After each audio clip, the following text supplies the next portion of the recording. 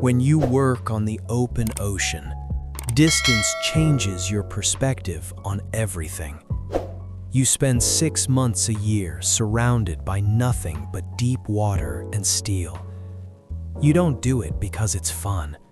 You do it because the pay is incredible, and it allows you to provide a life of absolute comfort for the people waiting for you back on land. But distance is also a magnifying glass. It shows you who is truly anchored to you and who is just waiting for your ship to sail so they can cut the rope. My name is Leo. I'm 34, and I work as a chief engineer on massive commercial cargo ships. 5 years ago, I married Vanessa. She was a freelance graphic designer who worked from home. Before I met Vanessa, I had made some very smart investments. I bought a beautiful 4-bedroom coastal house outright, no mortgage.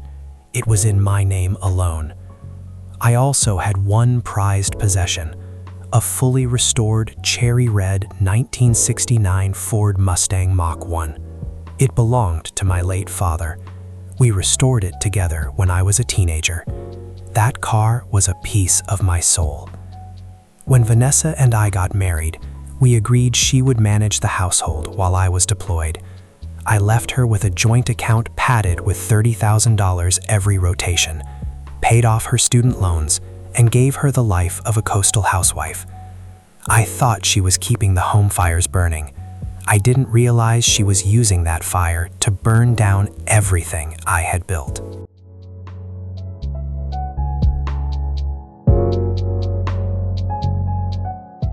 The shift happened during my 3rd deployment after we got married.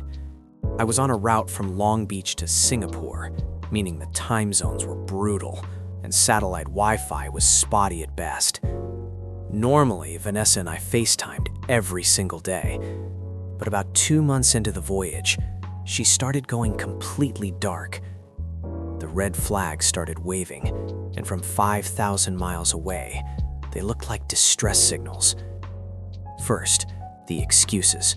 When I could finally get her on the phone, she was always just walking out the door or too exhausted to talk. She claimed she was taking intensive pottery classes and joining a running club to cope with her loneliness. Second, the credit card bills. I get email alerts for our joint account. Suddenly, there were massive charges for high-end men's cologne, a $600 charge at a local men's boutique, and constant $150 dinner tabs at local steakhouses. When I asked her, she claimed she was buying early Christmas gifts for her brother and treating her girlfriends to dinner. Third, in the most bizarre, my neighbor, an old retired Marine named Bill, sent me a cryptic Facebook message. It just said, "Hey Leo, hope the sea is treating you well. Just wondering if you rented out the house. There's a guy parking his truck in your driveway every night. Let me know." I felt a cold knot form in my stomach. I was stuck on a cargo ship in the middle of the Pacific, totally helpless. Or so she thought.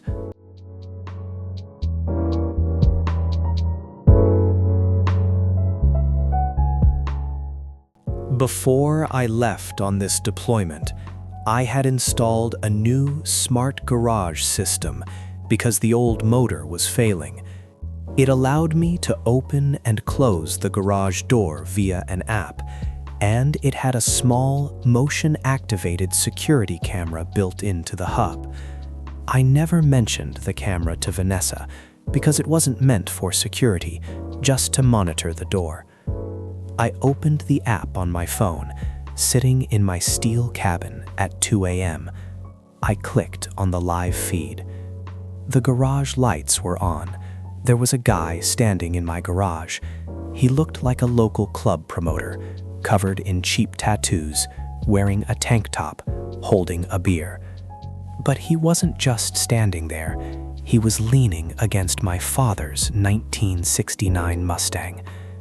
Then Vanessa walked into the frame. She handed him a clipboard. Because the garage was quiet, the microphone picked up their conversation perfectly. Vanessa said, "Just sign at the bottom, babe. I already forged Leo's signature on the seller line. The DMV won't even check. We transfer the title to you for $1,000, and it legally becomes yours before he even gets back." The guy laughed, took a sip of his beer, and signed the paper. "You're a genius, V. What's his face going to do when he gets home?" Vanessa smirked. "I'll just tell him I sold it to pay for emergency house repairs. We file for divorce the next day, and we keep the car and the cash. By the time he figures it out, he'll be back on a boat." I watched a stranger kiss my wife, leaning against my dead father's car, actively committing felony forgery to steal my inheritance. I didn't throw my phone. I didn't scream. The ocean teaches you patience. I closed the app, opened my laptop, and started writing an email to my stateside lawyer.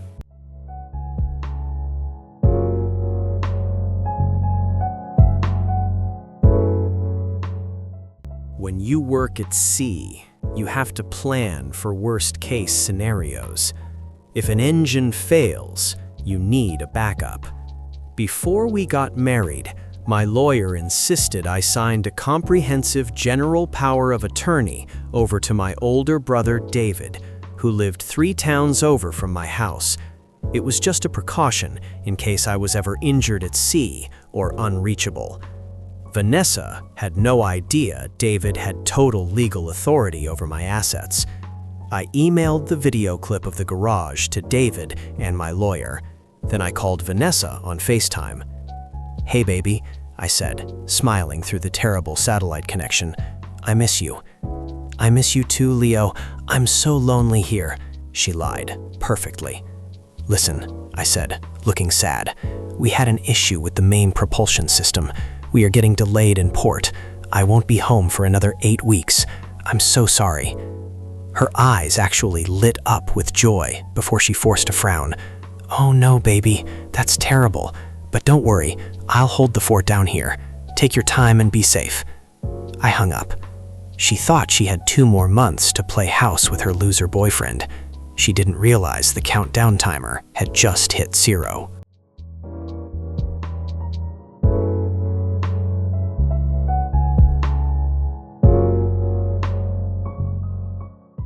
I unleashed my brother and my lawyer. First, the car. Transferring a vehicle title using a forged signature isn't a marital dispute. It is felony forgery and grand theft auto. Because the car was solely in my name and I had video evidence of her forging my signature, my lawyer contacted the local police department. They didn't just take a report. They flagged the Mustang's VIN and license plate in the national database as stolen. Second, the house. Because I bought the house before the marriage and her name was never put on the deed, it was not a marital asset in our state. She was legally just a resident. I told my brother to contact a corporate real estate investment firm, the kind that buys houses for cash, as is, and closes in 7 days. They offered 20% below market value. I didn't care about the money. I cared about the speed. My brother, using his power of attorney, signed the house over to the investment firm. The deed was officially transferred. I no longer owned the house. We just needed the perfect moment to drop the hammer, and Vanessa gave it to us.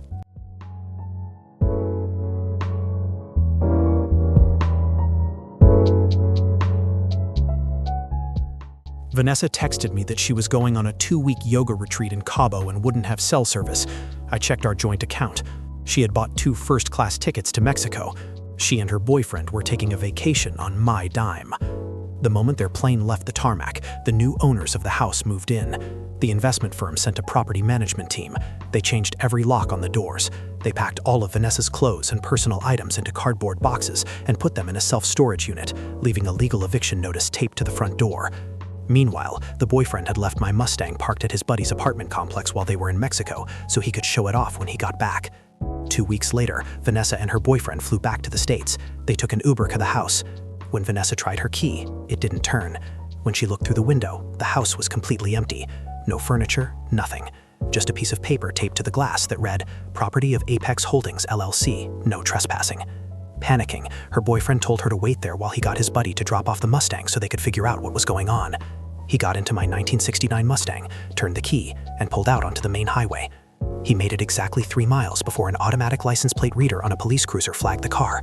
2 patrol cars boxed him in. They pulled him out of my father's car at gunpoint, threw him on the asphalt, and handcuffed him for possession of a stolen vehicle.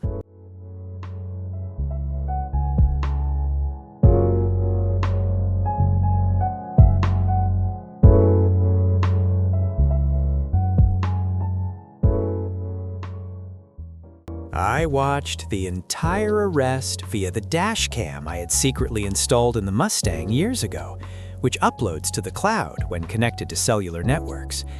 It was the most beautiful piece of cinema I have ever seen. Vanessa was left standing on the porch of a house she no longer owned, with her bags completely stranded.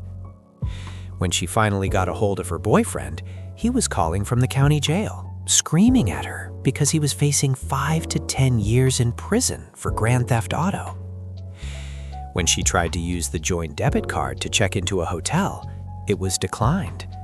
I had closed the account the day they left for Cabo. She called me hysterically, 50 missed calls. I finally answered via satellite phone. "Leo, what is going on?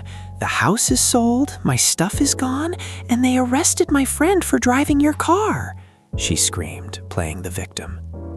"I know," I said calmly. "I watched you forge my signature on the garage camera. The storage unit B is in the mailbox. I filed for divorce yesterday. Have a great life, Vanessa." Then I hung up, walked out onto the deck of the ship, and watched the sunset over the Pacific Ocean.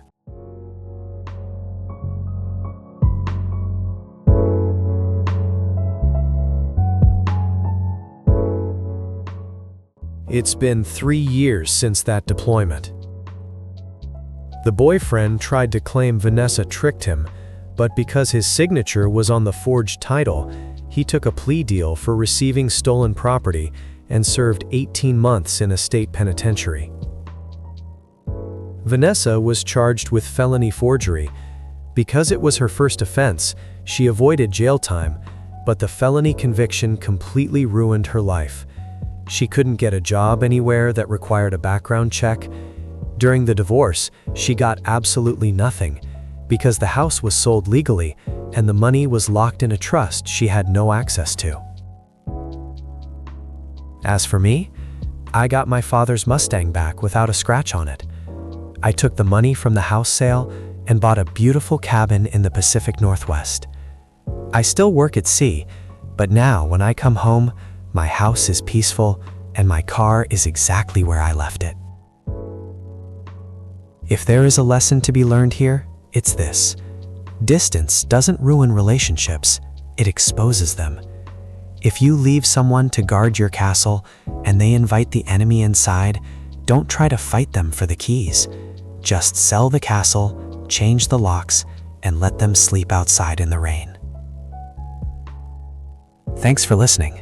If you enjoyed this story, hit the like button, subscribe, and let me know in the comments, what's the craziest thing a neighbor has ever caught on camera for you? Stay safe out there, and always keep an eye on your garage.